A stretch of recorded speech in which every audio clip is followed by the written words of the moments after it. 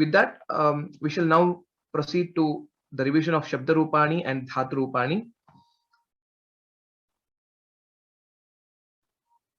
Lalita Bhagini, can you please recite the Sakarantaha Pullinga Shabdaha Adah Shabdaha?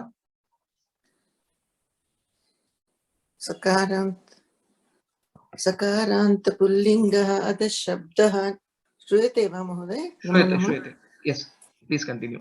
प्रथमा विभक्तिः असौ अमु अमी, द्वितीया विभक्तिः अमुम् अमु अमून्, तृतीया विभक्तिः अमुना अमुभ्याम् अमीभिः, चतुर्थी विभक्तिः अमुष्मै अमुभ्याम् अमीभ्यः, पंचमी विभक्तिः अमुष्मात् अमुभ्याम् अमीभ्यः, षष्ठी विभक्तिः अमुष्य अमुयोः अमीषां, सप्तमी विभक्तिः अमुष्मिन् अमुयोः अमीषु. उत्तमं, धन्यवादाः. Well recited. Krishna Prasad Mohodaya, can you please recite the Strilinga Shabda? Hari Om.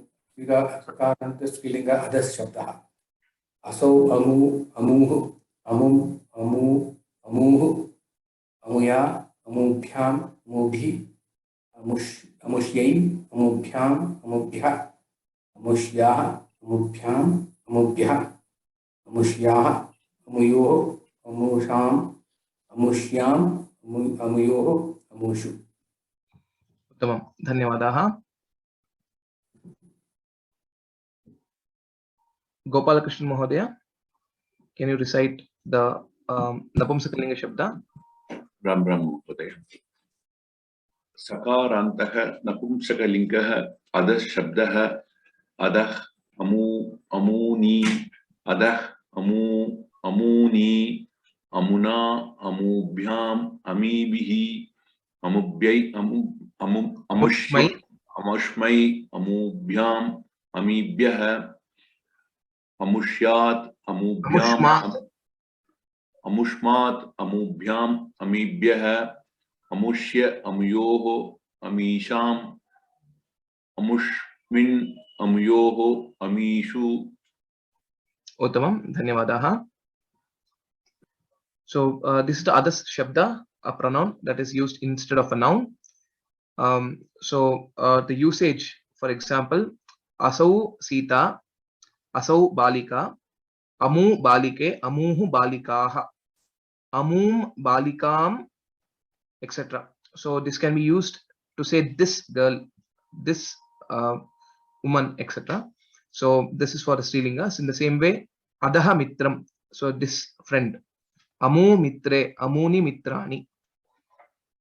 Okay, or you can also use it adaha pushpam, amu pushpe, amuni pushpani. Amuni nakshatrani. Okay, adaha nakshatram, amu nakshatre, amuni nakshatrani, etc. So that's how we can use these pronouns. We shall also see one more shabda which we had learnt again in our previous classes, the idam shabda. Okay. Brinda Bhagini, can you please read out these shabdas?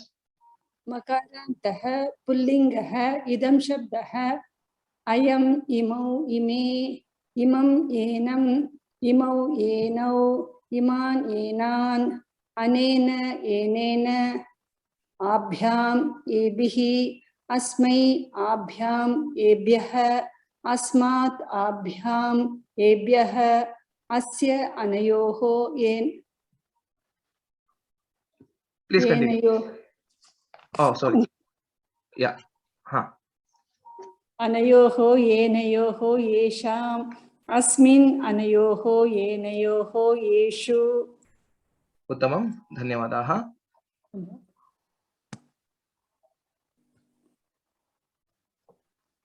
We'll go to the idam shabda Strilinga Rupa.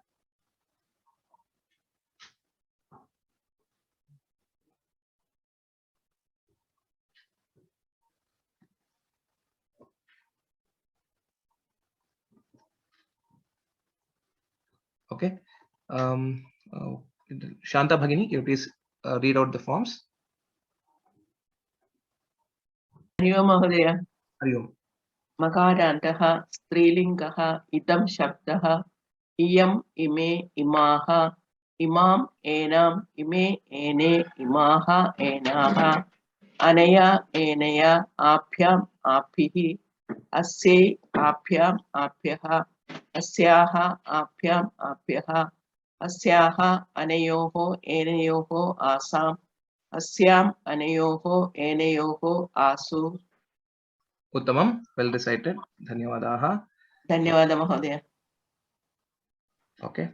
We will now tell the Napumsakalinga forms. Arun Mohoday, can you please read out the forms? उत्तमं well. Ram Ram Ram महोदय. Ram Ram Ram. मकारान्तः नपुंसकलिङ्गः इदं शब्दः इदम् इमे इमानि इदम् एनत् एनद् इमे एने इमानि एनानि अनेन एनेन आभ्याम् एभिः अस्मै आभ्याम् एभ्यः अस्मात् आभ्याम् एभ्यः अस्य अनयोः येनयोः येषाम् अस्मिन् अनयोः येनयोः येषु. Uttamam. Dhanyawadaha. Astu. So now we have learnt these pronouns, these forms. Now what is that we should actually do? We should practice doing is to use these in sentences. For example, I will give an example for the Pullinga Shabda. In the same way, I want you to try constructing sentences for all the Vibhakti cases. Okay, so we have learnt various Kriya Padani as well, Kriya Pada Rupas, as well as we have learnt some of the Kridanta Avyayas, etc. So whatever the words we have learnt so far, we'll try to put that in sentences. We'll try to put it in use. So for example, I am Sri Ramaha. So I am, this is the Idam Shabda, that is this person. This person is Sri Rama. Or you can also take Balakaha because Imau, Ime for Dvivachana and Bahuvachana usage, it will be much simpler.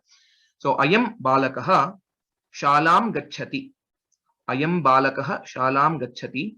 Imau Balakau Shalam Gachataha. Ime Balakaha Shalam Gachanti. So one Vibhakti, all the three numbers, that is Ekavachanam, Dvivachanam and Bahuvachanam. Okay, we can use.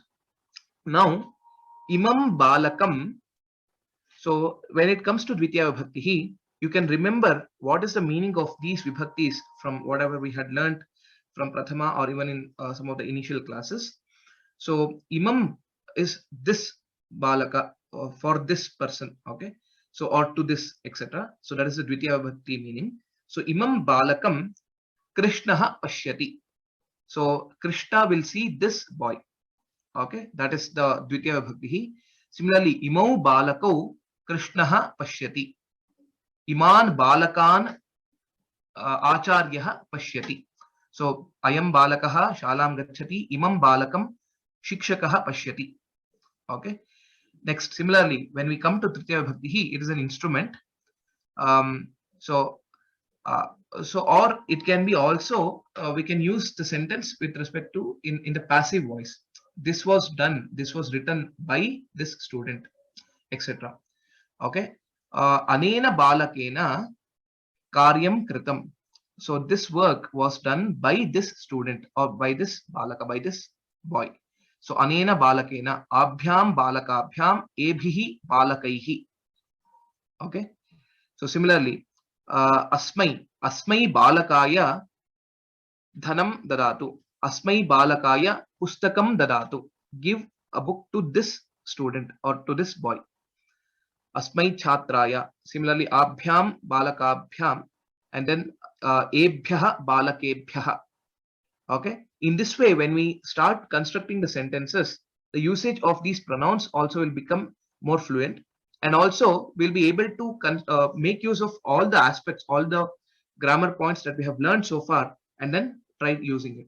For example, if you want to use Tritiya Vibhakti, we know Saha Sakam Sardham Samam. Whenever we use these avyayas, the corresponding noun should be in Tritiya Vibhakti.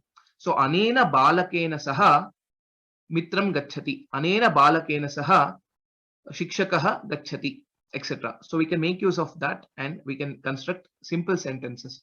So I want all of you to try doing this, try constructing the sentences for at least take this idam shabda in all the three lingas, that is Pullinga, Strilinga and Napumsakalinga, and construct the sentences for all these forms. That is 21 sentences per shabda for Pullinga and similarly for Strilinga and Napumsakalinga.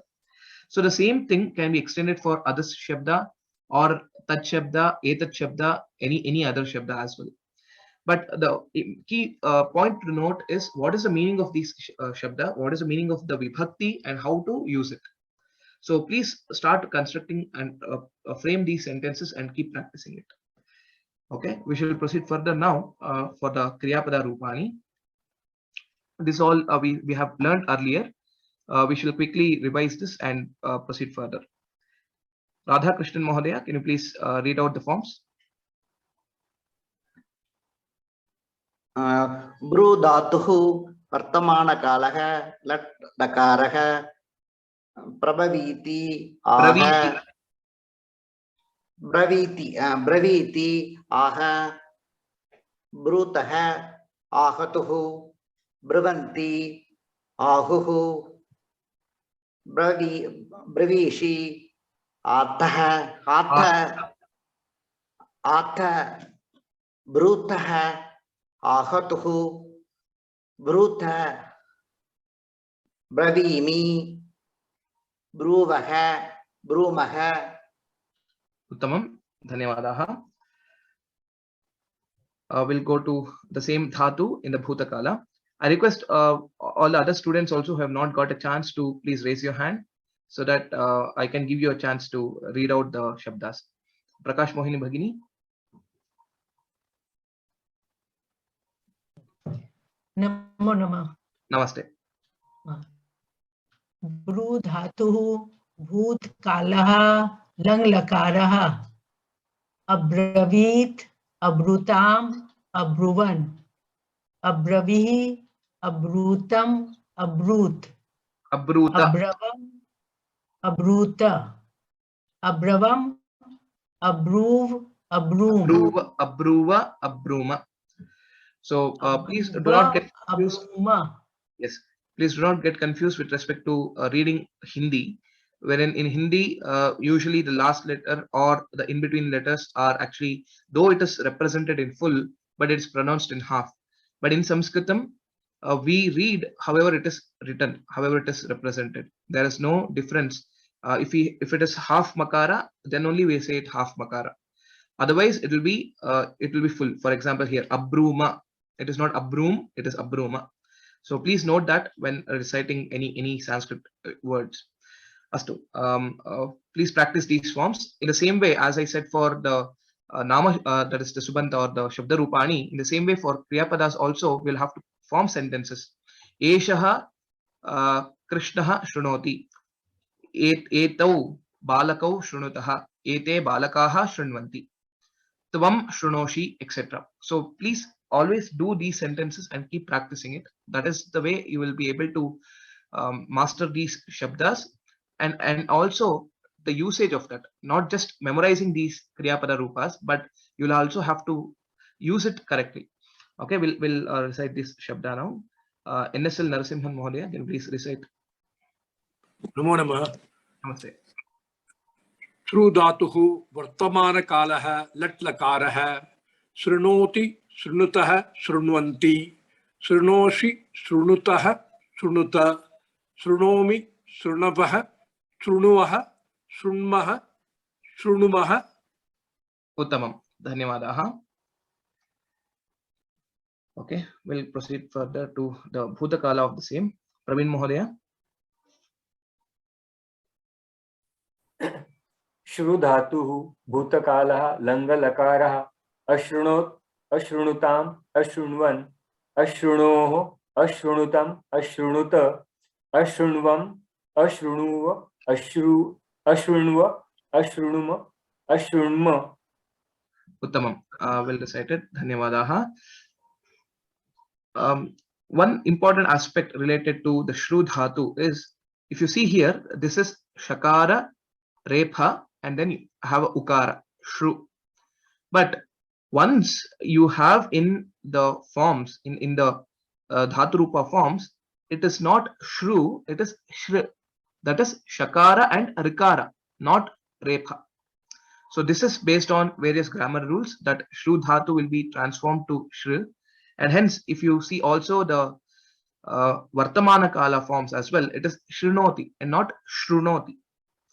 Okay, shrunu. So this shru will get an adesha, and hence the final form whatever we'll be using will be only this.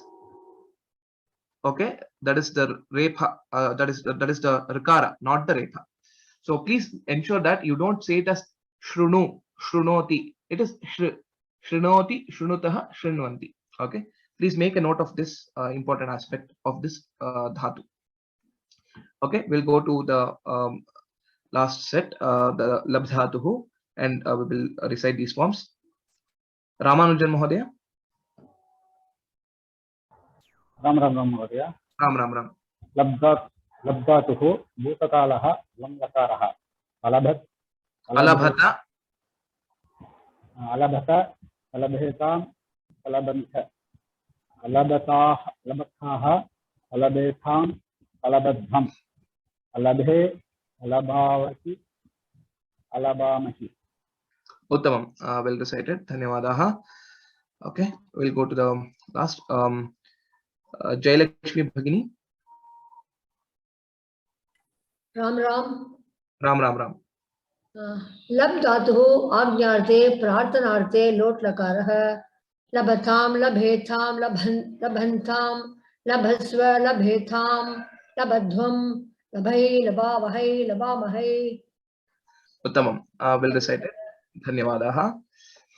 So please keep practicing these Shabda Rupani and Dhatu Rupani.